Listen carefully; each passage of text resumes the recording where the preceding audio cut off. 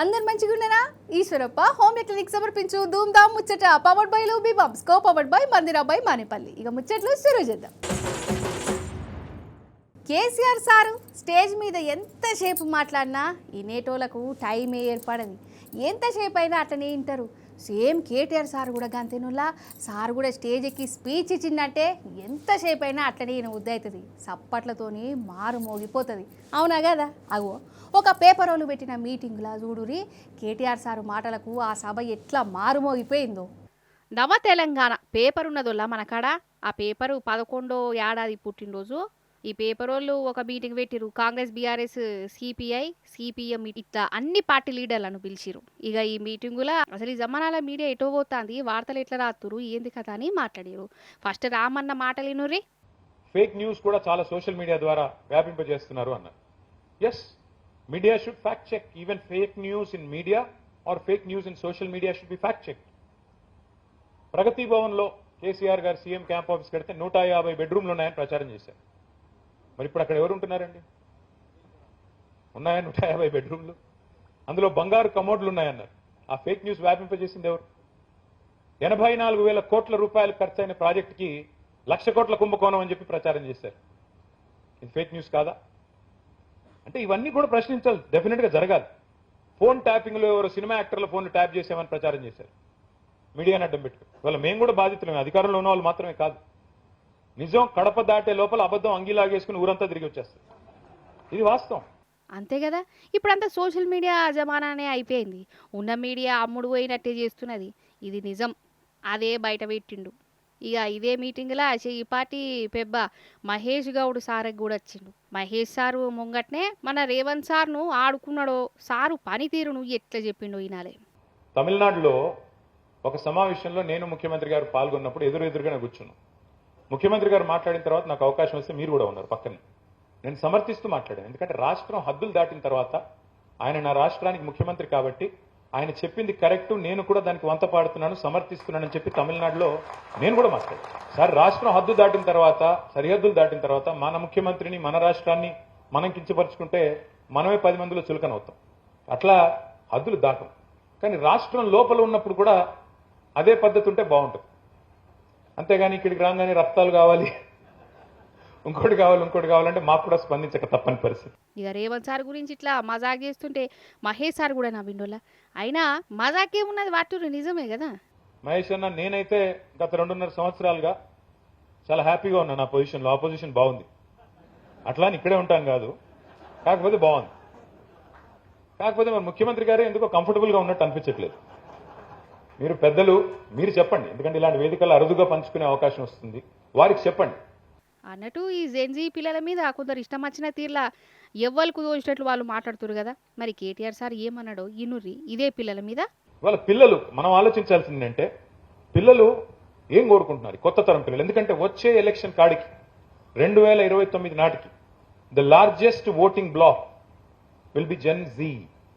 Largest voting block అంటే 50% పైగా ఓట్లు ఈ పిల్లలే అయిపోతా ఉన్నారు. దేశ తలరాత వారే నిర్ణయించబోతా ఉన్నారు.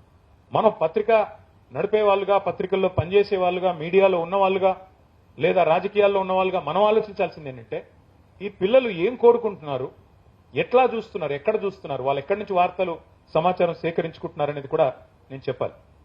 అది న్యూస్ రీల్ జమానా. ఇప్పుడేమో రీల్స్ లో న్యూస్ వస్తున్నాయి. రివర్స్ అయింది సీన్. పిల్లలు ఇవాళ రేపు ఇది పేపర్లు ఇట్లా తిరిగేట్లేదు, ఇట్లా లేదా ఇట్లా. సో మారింది. నిజంగా ఇది కదా అసలైన మాట.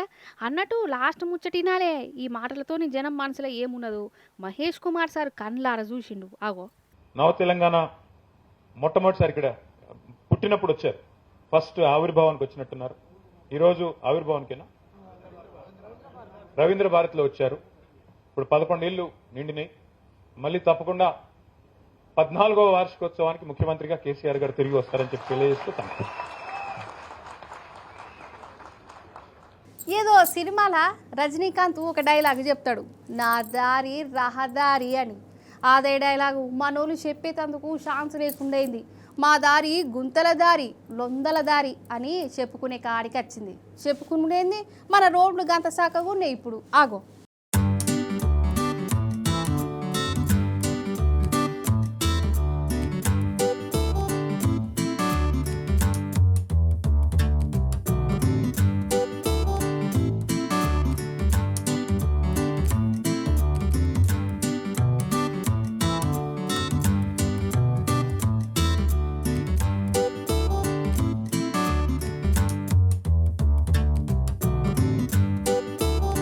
రోడ్లే ఎన్నో అడవుల కాన్నో జంగలాల దిక్కున్న ఊర్లలోనో అనుకునేరు. కాదు కాదు, మన హైదరాబాద్ పట్టణం రోడ్లే గిట్లయిపోయినాయి. హైదరాబాద్ రోడ్లు ఏంది, పల్లె పట్టణం అన్న ఫరక్ లేదు. మన చెయ్యిపాటి పాలన లెక్క రోడ్ల కూడా ఉన్నది.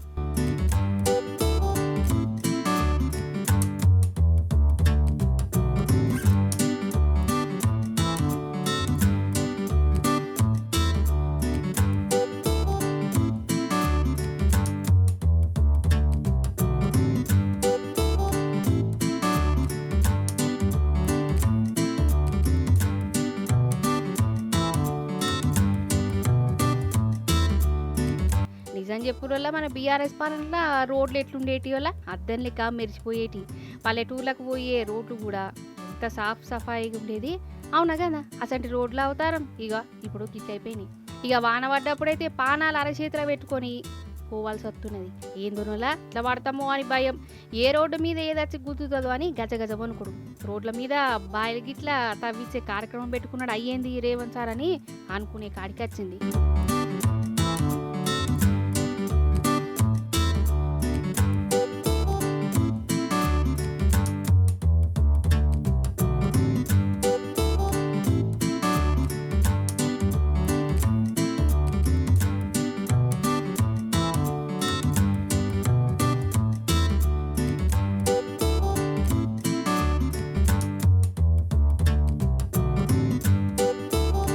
హైదరాబాద్ వాళ్ళది నరకం అంటే నరకం.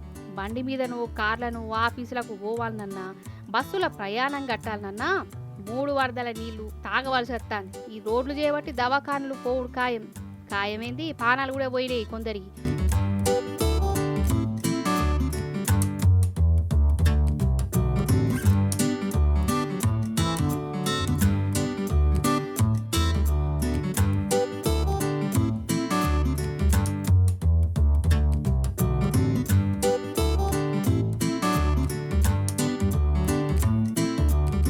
పొదిగు గింతగనం తనలాడుతున్న మన కాంగ్రెస్ ప్రభుత్వం పట్టించుకున్న పాపాన ఓలి. ఎంతసేపు వాళ్ళ లోళ్ళు, వాళ్ళ జవుడాలు, కబ్జాలు, ముచ్చట్లు, ఢిల్లీ టూర్లు గివేనా. వీళ్ళకు తగ్గట్టు పూపాటోళ్ళు. రేవంత్ సారు తానా అంటే వాళ్ళు తందానా అనుడట. ఇదేదో ఎట్టికి చెప్తలేము. అప్పటనే పూపాటి ఎంపీ కొండా విశ్వేశ్వరరెడ్డి సారు ఏమనడోలా, అయ్యో రోడ్లు మంచిగా లేవు సారు, అంత లొందున్నాయి, ఈ రేవంత్ సర్కార్ ఏం చేస్తలేదు అని విలేకరులు అడిగితే సారేమన్నాడోలా, ఉన్నదాన్ని ఈ ఓంకర్ తింకర్ హైవేని కొన్ని షార్ప్ కార్నర్స్ అక్కడి చేసాను. కానీ ఈ రోజులల్లా రోడ్లు ఖరాబ్ ఉంటే ఏం యాక్సిడెంట్లు కావు, బండ్లు మెల్లగా అవుతాయి. రోడ్లు ఎంత మంచిగా ఉంటే అంత ఎక్కువ యాక్సిడెంట్స్, అంత పెద్ద యాక్సిడెంట్. విన్నరా, లొందలు కూడా మంచియే, టక్కర్లు కావు, రోడ్డు మంచిగా ఉండనే ఉండద్దు అని కొత్త సిద్ధాంతం చెప్పిండు అప్పట్లని. రోడ్లు మంచిగా చేయని రేవంత్ సార్ నిలదీయవలసింది పోయి ఉల్టా రోడ్లు మంచిగా ఉండద్దని ఎనికేసుకచ్చుడు ఈ పూపాటోలకు గదేం ఆనందమో మరి.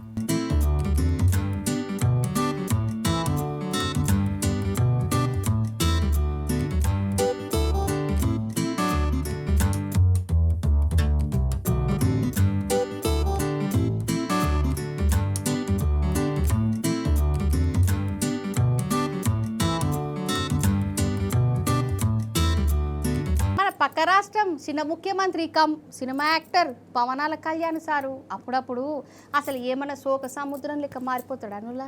అప్పుడప్పుడు సార్కు అద్దంటుంటే కూడా కళ్ళ పొంట నీళ్ళెత్తా అంటాయి. అప్పుడప్పుడు గుండె కదిలిపోయినట్టు మెదిలిపోయినట్టు అవుతుంటుంది. సార్కు మల్లక గట్టిగానే అయిందట. ఎందుకో గట్లెందుకు అయిందో అరుచుకొని మన స్టైల్లో ఓదారుద్దాం రారి.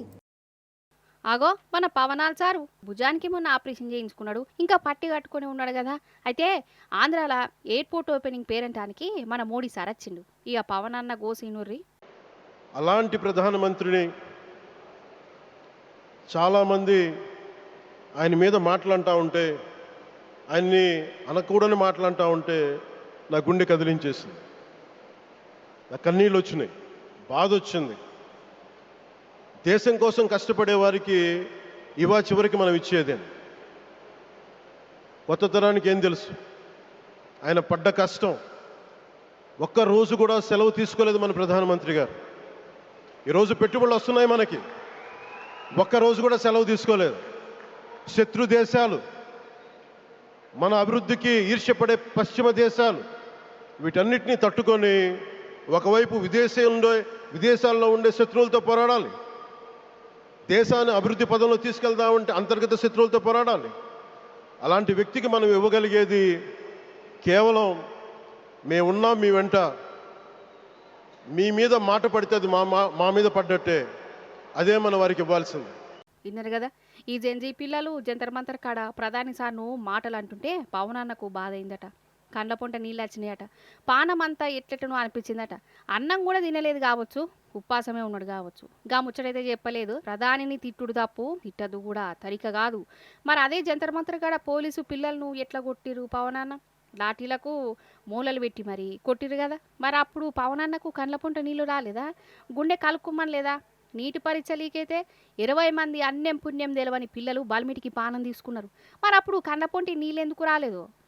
అప్పుడెందుకో గుండె కదిలియలేదు? సోనం వాంగ్చుంగ్ సారు తిండి తిప్పలు ఇడిచిపెట్టి ఎండల వానల చలిలా 25 రోజులు నిరాహార దీక్ష పెడితే ఆ సార్ను చూస్తేనన్నా కండ్లపొంట నీళ్ళెందుకు రాలేదు? గుండెందుకు కలుక్కుమని లేదా? కానీ మోడీ సార్ని అంటే మాత్రం సార్కు చాలా మనసుకు తక్లీఫ్ అయిందట.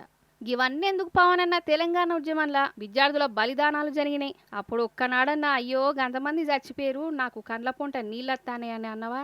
ఇంకా ఉల్టా ఆ బలిదానాలను ఎక్కిరించినవు, తెలంగాణ ఉద్యమాన్ని చిడాయించును. తెలంగాణ ఇస్తే 12 వద్దులు ఉప్పాసం పన్న, మంచినీళ్ళు కూడా ముట్టలే అని కడుపులో ఉన్న మంట అంతా బయట కక్కుకున్నావు. మరి అప్పుడెందుకు కండ్ల పొంట నీళ్లు రాలేదు కావచ్చు? అంటే తెలంగాణ వాళ్ళు మనుషులు గారా? విద్యార్థులను మనుషుల కింద లెక్కకేవా? మోడీ సార్ ఒక్కరిని ఏమన్నా అంటే నీకు కండ్ల పొంట నీళ్ళొత్తాని. ఇదేం తరిక పవన్ అన్న? అంటే పేపర్ లీక్ అయినా నీకు ఫరక్ పడది, పిల్లల పానాలు పోయినా వాళ్ళ మీద లాఠీ చార్జీలు జరిగినా నీకు షీవ ఉట్టినట్టు ఉండదు. అదే మోడీ సార్ నువ్వు అన్నారు అనుకుంటా ఇట్లా కమ్జోర్ అవుతావా అని నీ గుండె గంట కదిలిస్తుందా? అసలు సినిమాలు చూసి దొంగలు పనులు నేర్చుకుంటురా, లేకపోతే బయట జరిగి అసలు ఏందో ఏమో, ఏం తిందామన్నా ఏం తాగుదామన్నా అన్ని గోసనే ఉన్నది. తినే తిండి కల్తీ, తాగే నీళ్లు కల్తీ, అంతా కల్తీ. పైకం కమాయించుకునేందుకు మంది పానాలతో ఆడుకుంటురు కంతిరోళ్ళు. అగో ఇంకొక కల్తీ కథ చూడురి. చుట్టుముట్టు చూస్తుంటే గలీజ్ అనిపిస్తున్నది కదా, లోపల చూడురిగా గుడ్డెపోటే అత్తది కావచ్చు.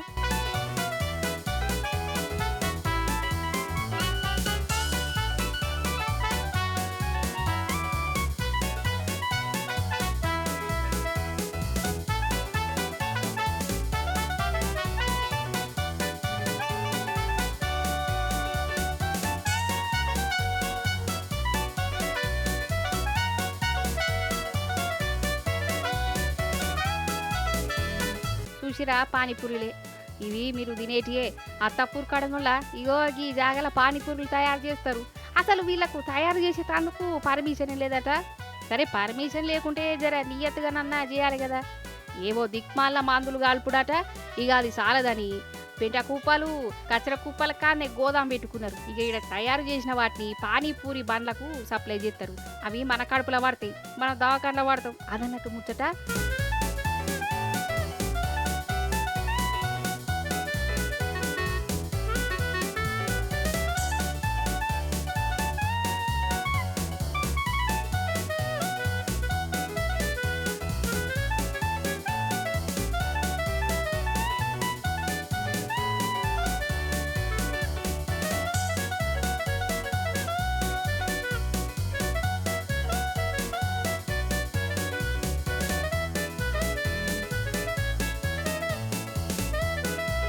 గా ఫుడ్ సేఫ్టీ ఆఫీసర్లకు చెకింగ్ చేస్తే ఆ పానీపూరిల కథ బయటపడ్డది. కానీ పానీపూరిలనే కాదులా, హైదరాబాద్లో పెద్ద హోటళ్ళల్లో రెస్టారెంట్లో ఏసంటి తిండి పెడతారు. ఈ నడుమ బాగా వీడియోలు బయటపడుతూనే ఉన్నాయి. ఎలుకలు పందికొక్కులు తిరిగే జాగాల వంటలండి 4-5 రోజుల కిందటి కూరగాయలు, చికెను, మటన్లు ఫ్రిడ్జ్లో పెట్టి వాటిని గరంగా అండి జనాలకు అంటగడుతురు. ఇది మోసం కాకుంటే ఇంకేంటిది కాదు. గిట్లా జన నమ్మకంతో ఆడుకునుడేంది వీళ్ళు. అంతలావైతే రూపాయి ఎక్కువ తీసుకోమాను ఎవరొద్దన్నారు, కానీ గిట్ల పానాలు తీసి తిండి పెట్టుడేంది కథ. కానీ ఈ సంటోలను ఏం చేసినా పాపం లేదులా, ఏమనుకున్నా మంచిదే.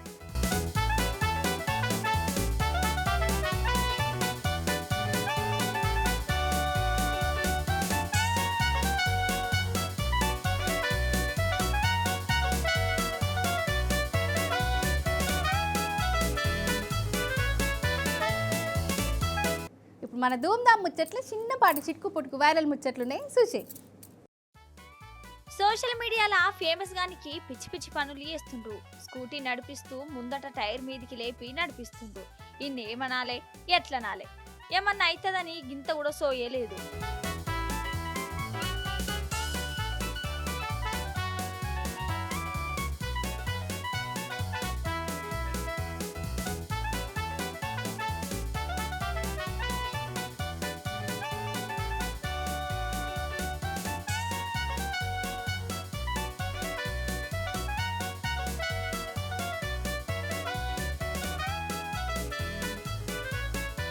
ఇప్పుడు ఇంకొన్ని చూపెట్టాలి. వాడు చేస్తున్న చిత్ర విచిత్రాలు చూడాలి. లైకుల కోసము బిల్డింగ్ మీదకెక్కి కిందకి దూకుతుండు. ఏమన్నా అవుతుందని గింత కూడా సోయలేదు. ఒకసారి జరంత కాలు అటు ఇటు అయితే ఇక అంతే సంగతి. ఏందో ఏమో.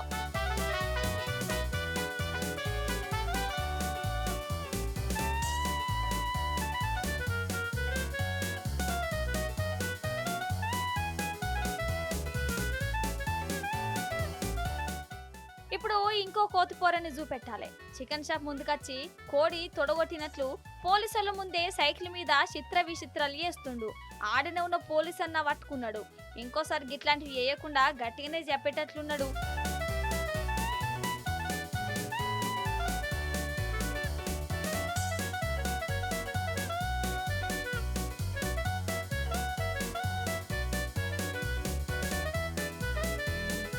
అసలు వీళ్ళు మనుషులా ఏంది? అసలు ఏమన్నా గిట్లా అర్థమైతలేదు.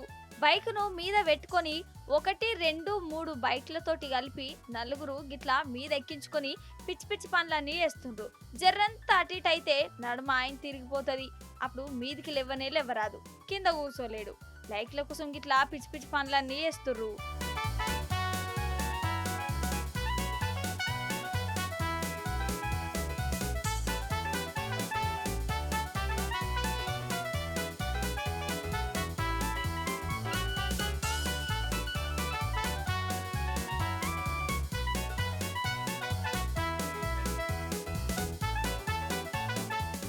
ఈశ్వరప్ప హోమ్లీ క్లినిక్ సమర్పించు Dhoom Dhaam Muchata powered by Lubi pumps, co powered by Mandira by Manepalli. చూశారు కదా గిదిగి వాటి ముచ్చట్లు. మళ్ళీ వచ్చే మంచి మంచి ముచ్చటను పట్టుకనెత్తా ఉంటా మరి.